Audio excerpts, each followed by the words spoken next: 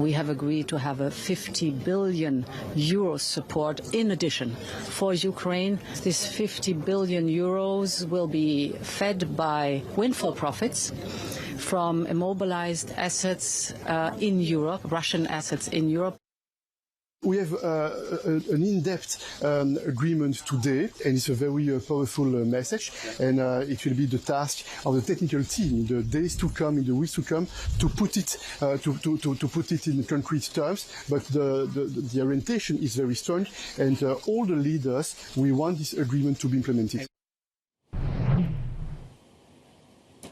OK, for more, let's go live to Bloomberg's Oliver Crook on the ground for us in Italy. Been following this event from the start. Ollie, talk to us then about the significance of this G7 agreement in terms of using the frozen Russian assets, the profits, the gains on them to aid Ukraine. When does the money come through? How significant is it in terms of the material impact on the ground for Ukraine? Yeah, well, Tom, listen, if it does come through, and they hope to get it to the end of the year, before the end of the year, into the sort of Ukraine wallet, $50 billion based off of those Russian assets. And again, Tom, this is something we've been talking about for weeks. And so what we have now is an architecture for what this would look like, bilateral loans that are sort of contributed to by the G7 members as a proportion of their sort of GDP. And they really want to get that to Ukraine before the end of the year.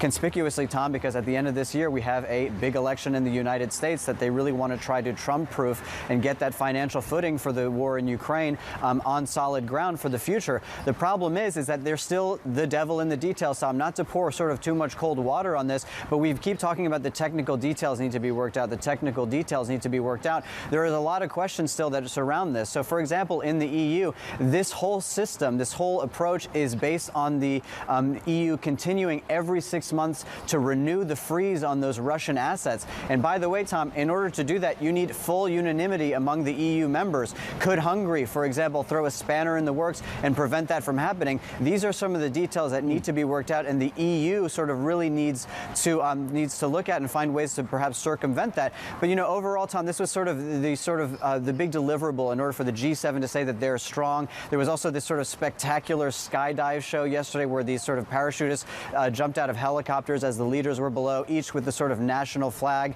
But, you know, afterwards it broke out into press conferences. I went to the Macron press conferences, and you know what? There's the skydive that he took politically himself, and that was really the focus there, right, Tom? And the journalist asking about that, and really sort of speaks to some of the sort of weakened position that some of these G7 leaders come here to try to discuss and hash out global issues while they have some fairly large issues domestically at home. Yeah, indeed. I mean, we've seen pictures there of Rishi Sunak, of course, facing those election risks here in the UK, July the 4th. Macron, Olaf Scholz, of course, facing that threat from the AfD. We're seeing pictures of the skydive there, and it's pretty dramatic. But as you say, there's some analogies, there's some symbolism there as well that maybe they wouldn't want to draw. When it comes to unity then, so we focus on the technicalities of this Russia asset deal and how they implement that and the potential roadblocks from countries like Hungary, a bit of a bête noire now within the European space. When it comes to agreements or disagreements on the China question, and particularly when it comes to tariffs on Chinese EVs, there's been some back and forth on this. Germany has a position that is opposed, it seems, to the position in Brussels. Talk us through what is happening in terms of the discussions on that front.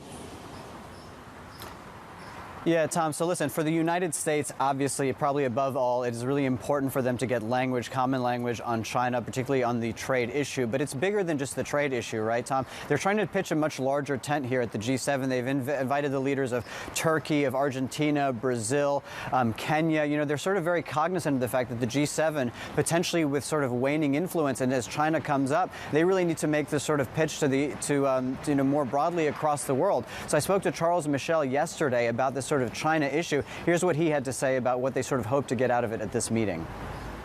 This is very clear that we want to rebalance the economic relationships. We want to diversify our supply chains, and we think that it's very important to develop supply chains that work well for the benefits of our citizens all across the EU, and that's why we coordinate the way we want to engage with China in that field.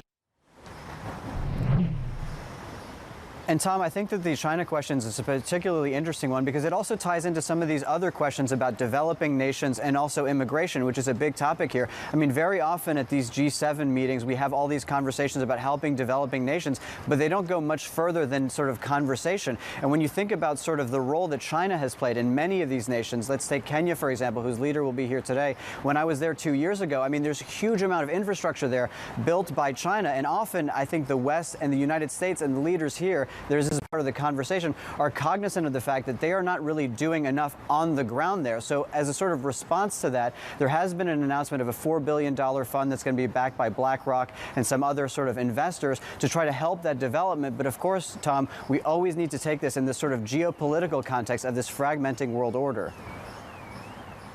On the fragmented world order question, and look, you nodded to this, Ollie, in your previous answer, or at least your comment around the Trumpification, Trump-proofing some of this policy from the G7. To what extent does a potential President Trump, post-November, of course, loom large over this meeting?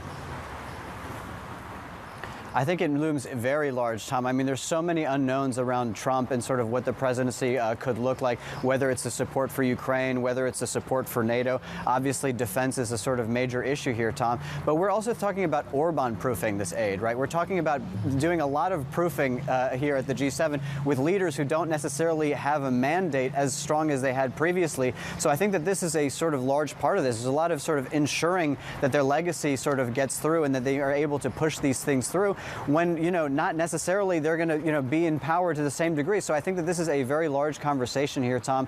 And I think that this sort of, you know, in terms of where Biden is and sort of dealing with all of these issues, is that the Trump presidency would loom, you know, extremely large over all of these discussions, Tom.